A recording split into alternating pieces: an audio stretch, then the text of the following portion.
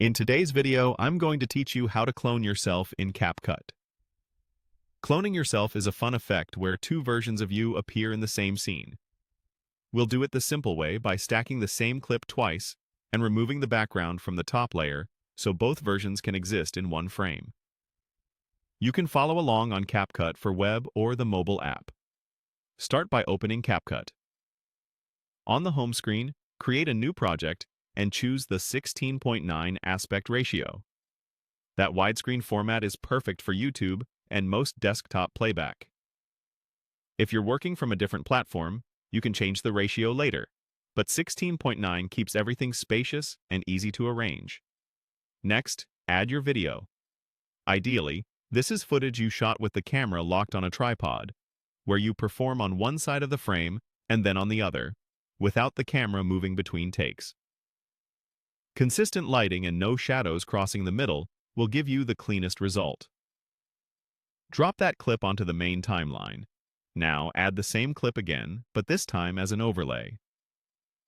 In CapCut, choose Add Overlay and select the exact same video. You'll see a second layer appear above your main clip. Drag the overlay so it starts at the same time as the base clip, and make sure both layers are the same duration. Select the overlay, then open Smart Tools. From there, choose Remove Background. This tells CapCut to cut out the subject on the overlay and make everything else transparent. Click Auto Removal and let it process. Depending on your device and clip length, this can take a moment. When it's done, the top layer should show just you, with the background gone, revealing the base clip underneath. Now fill the screen. With the overlay still selected, scale and position it so your second self sits naturally in the frame. You can move it slightly left or right to balance the composition. If the edges look too close to your other self, give a little breathing room to avoid overlap. Play the timeline to check for any flicker or mismatched edges. If something looks off, nudge the overlay's position or adjust the start point by a frame to sync your actions better. Also make sure both layers are the exact same length so one doesn't end before the other.